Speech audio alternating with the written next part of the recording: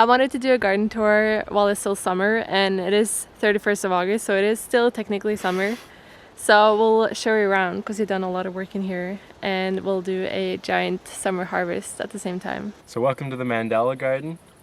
We call it that because we have this ring of stones and all the stone pathways. And in this one we have all of our annuals and a lot of flowers. So come on.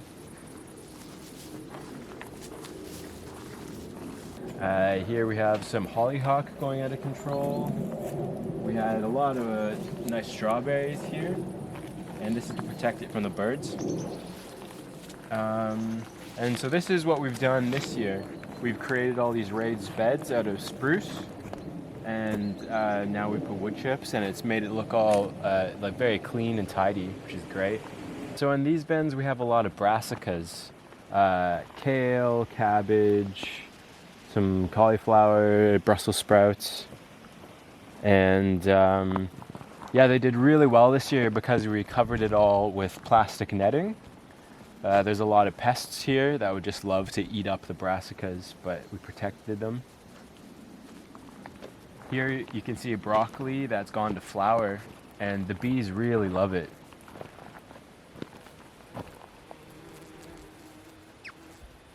And then on this side we have our potatoes. These are ready to harvest. They look finished, but these need a little bit longer. Then some Asian greens, mountain spinach, more brassicas. And then this is the unfinished area of the garden, which we'll try and get cardboard down to keep the weeds down, and then maybe finish it next year. And over here we have our pumpkin patch. And they're just out of control. But it makes me so happy to see this patch because this was my dream last year. And this year I've sown about 15 different types. And I was really worried that I sowed them way too late, but we're getting some really, really good pumpkins, and I want to show you.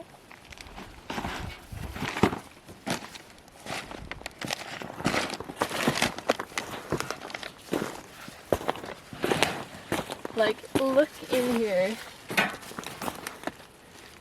Oh wow, there's lots. They're so happy. But look at this guy. I think this is a Dill's Atlantic Giant, and they can get up to like 1,000 pounds. But yeah, the patch is doing so well. I have some really beautiful like blue ones in here. What's really cool about this patch though is I didn't grow them in soil. I just put down weeds that I cut down from this area with the hay from the chicken coop, and put cardboard over, and I just put a tiny bit of topsoil in the hole where I planted them, and they love it. They love all the nitrogen that's in the weeds and the chicken hay. So highly recommend this method, and it was so easy and inexpensive, and yeah, highly recommend. So Kieran mentioned that we have a lot of brassicas, and that's for a very good reason. First of all, I love to ferment, but there's also different kinds. I have one kind that's for storage and one that's to be eaten right away. And that really matters when you're going to store food for months and months in a cellar where you don't have a fridge. So these ones are for storage, and those ones are to be eaten right away. And I have the same with carrots. I have one type of carrot, that's a summer carrot, and then I have a winter carrot that's for storage. And then I have winter and summer leeks. We learned this last year when we tried to store some cabbages, and they weren't a stored cabbage. And it just turned out really nasty after a little while in the basement. We gave them to the chickens, so yeah. We got eggs out of them, but no cabbage. No cabbage. I'm growing this new type of kohlrabi this year that I haven't grown, and we're not like very big fans of kohlrabi, but this one just looks so fun.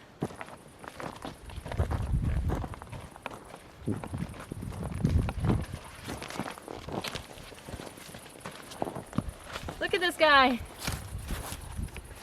Wow, it's huge. Look how big this is. And that's just not that we're skilled or anything that's just a type, it just gets this big. But we do have good soil. We have amazing soil. So we've been doing a lot of polyculture, which is mixing species in the same bed. And some kinds of plants are good for keeping pests away. Some might be nitrogen fixers, like they all kind of help each other out. So we have a mix here of, this is celery, and then red beets and brassicas, and then flowers mixed with onions. And then there's some peas and beans over there, dill and sunflowers, and then a whole bed of celery. And we juice this stuff. It's really good for you. It's not the most delicious, but it's really healthy. Yeah, I hate eating celery raw, but I really like the juice of it. And I think I went a bit overboard with how many celery I planted. Well, organic celery is pretty expensive, so it's good to grow your own. And then here we have sort of a three sisters. So we have corn and then beans growing. Corn is a heavy nitrogen eater, and beans are a nitrogen fixer. So they work together to create healthy plants. The last sister is missing. Well, she's growing down there. But we've found when you plant pumpkins, they just sprawl everywhere. So if we had done that, it would have kind of got in the way of the paths. And this is a kind of diamond corn. I don't remember the exact name. Yeah, it's going to be interesting colored corn, not just boring yellow. Like beautiful purple, blue, yellow, reddish. Yeah, Really so that'll excited. be nice. We're getting some good growth. And last year we discovered that if you plant corn in a long row, it won't pollinate that well. So this time we've done it in clumps, and then the wind pollinates it. Because on, let me show a cob. Each of these strings are attached to one kernel on the cob, and each one of them needs to be pollinated. And that's what we did wrong last year. Not all of the strings got pollinated, so we got a cob with just a few kernels on it. Look at this bean. Look how big this bean is. It's huge.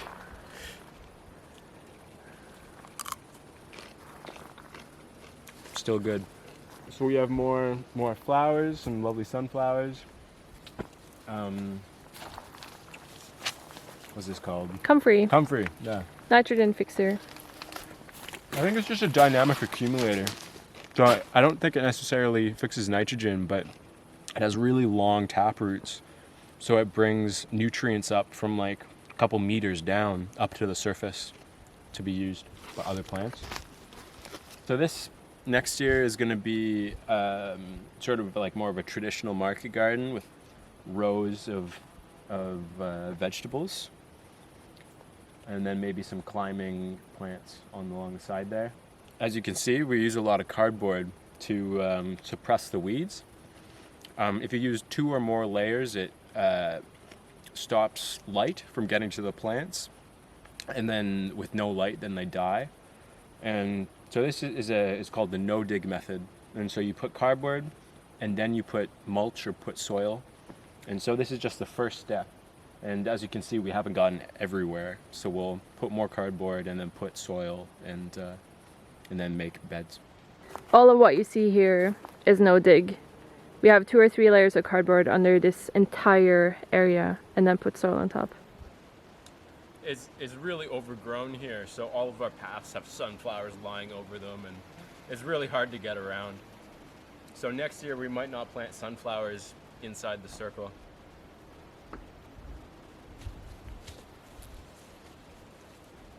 But yeah, we have tons of different veggies here as well. These are broad beans.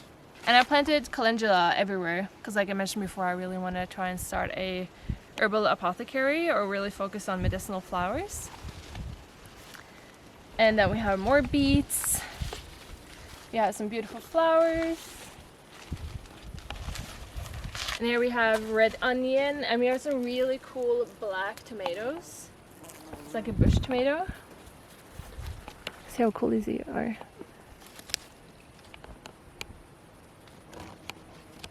And here we have our zucchini row, which is just taken over completely. There's a path here.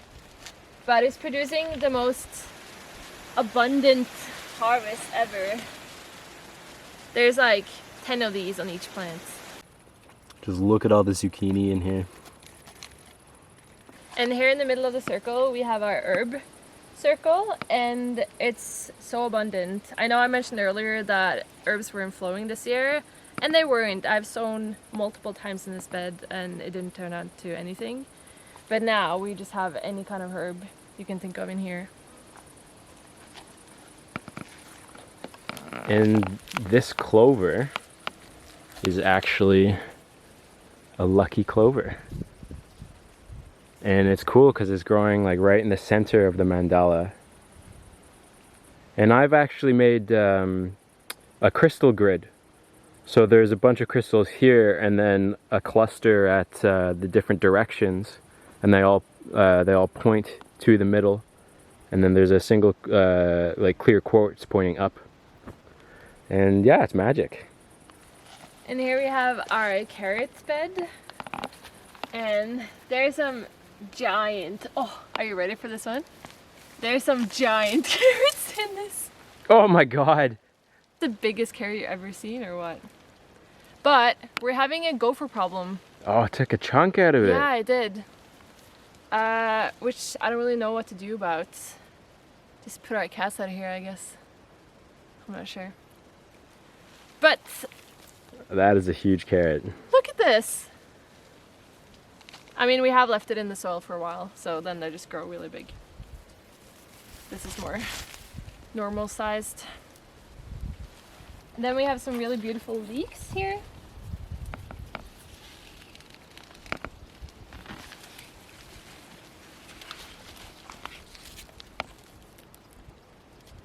It's a summer leek. These are not for storage. But I've never grown leek before, and it was really hard sowing them from seeds. But like when I planted the seedlings out, I thought none of them would make it. But these turned out really, really great. And in this part of the circle, it's been our leafy green half circle, but now most of them have gone to seed, so I'm just pulling out the salads and giving it to the chickens. This is just an enormous Swiss chard leaf. Put my foot in there for scale. And here we have our tomato wall. Tomatoes are finally starting to come in. It's been such a slow season for them because it hasn't been that hot. But we're finally getting some ripe ones. So let's harvest some of these.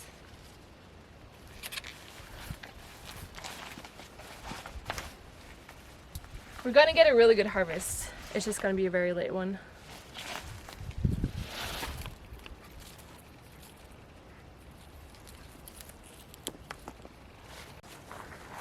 All right, so this is our perennial garden. Focus on plants that come back year after year.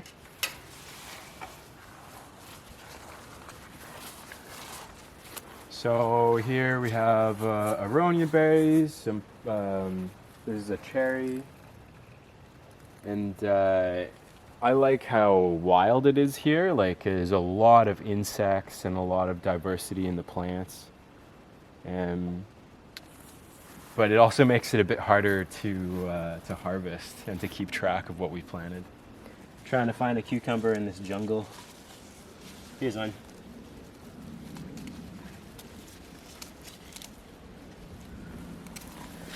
There's one there as well. Oh yeah. Wow, this one's hairy. It's a pickled cucumber. Yeah, look at all that black hair. Yeah, I know. I just want to say quickly that I planted 4 different types of cucumbers in here. One normal one that you buy in the store, and then a couple of pickled cucumbers, and then a lofa, and the lofa has just not really made it. So we're not going to get scrubbies this year. So this is our winter leek for winter storage. And then in here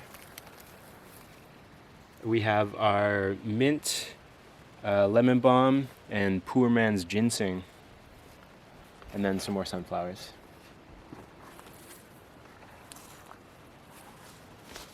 Over here we have a pear tree. And then this is our PETP. So we've harvested lots and lots of peas off of it.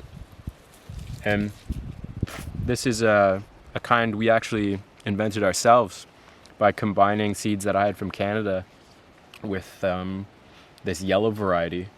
And so this year they are yellow, but they produce more and they're healthier than the yellow ones that we bought.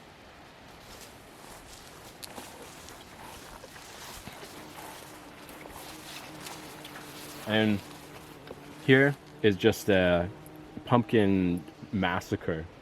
Like there was all sorts of other plants here, like these are all tomatillos, but the pumpkin has just totally taken over. But we are getting a few pumpkin fruit, so that'll be really good. It also self-seeded. We didn't plant a pumpkin right here. Here, this is a good one. Beautiful.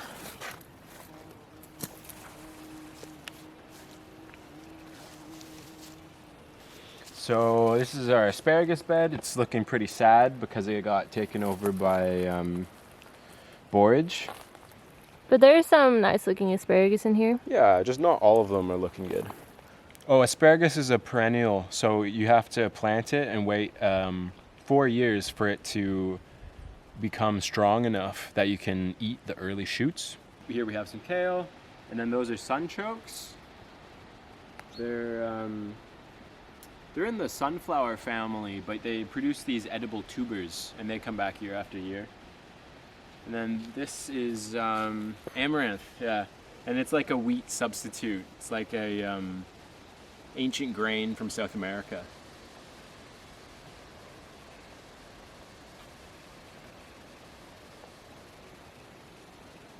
And here we have another 4-leaf clover.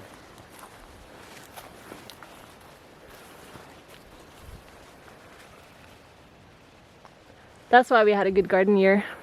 Yeah.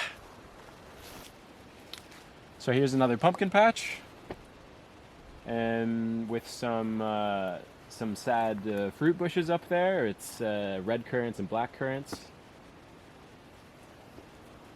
So this is the bottom of the perennial garden, and we haven't had a lot of time to devote down here, so the soil is a bit poor. But we're still getting like a couple cobs of corn, and you know, there's these pumpkins here. And we thought like, you know, it's kind of a lost cause.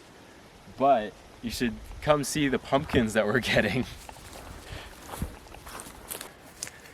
They're just enormous. This one too. Wow! There's 2 of them! Yeah, you didn't see that? No! Oh yeah. There's even these smaller ones that are coming along.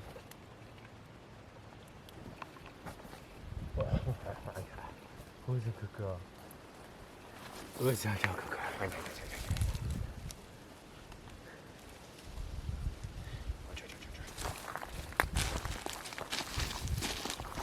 So here we have our potato patch, but Where? yeah, underneath the sunflowers and the thistles. We used some grass from Sarah's mum, and it must have had sunflower seeds in it because all of these sunflowers spread it up. But you can, like, here's a potato, you know, like they're there, and they're doing all right. They're just a bit hidden by all the other plants. This is actually our storage potato, so hopefully these turn out good because they're gonna keep us fed throughout the winter.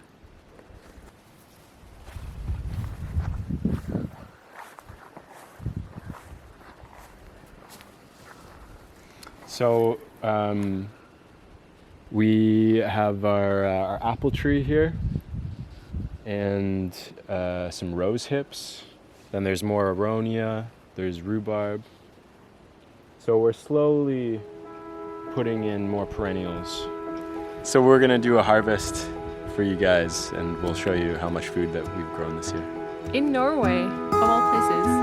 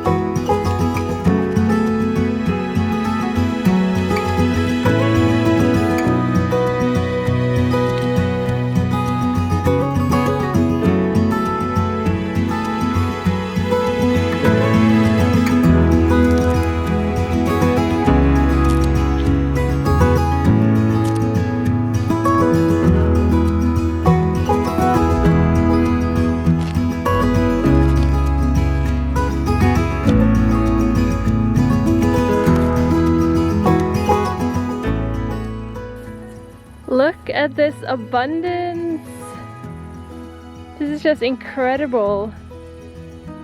And this, we have grown all of it here at our farm here in Norway. So here we harvested some tomatoes. So you saw a pumpkin fell off the vine by accident, so we took that one.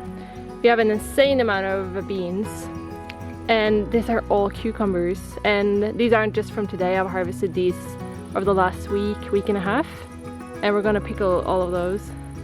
We have some beautiful huge carrots and some zucchinis, cabbages, and then we have garlic that we sowed last fall. We have some red and white onion, some beets, more carrots. I also put some eggs from my own chickens in here, and then our volunteers picked blueberries this morning. Wow! Yeah, we grew all this. We did. And there's so much more in the garden. We just picked a little bit out of everything just to show you an example of what you can grow in Norway. But I mean, there's so much more in there. So there is this idea that you can't grow food in Norway because of the short growing season, and it does provide some challenges. But as you can see, like, you can grow enough food to be self-sufficient in the summertime and make really amazing, tasty food that you can't buy at the store because it's so full of nutrients and love.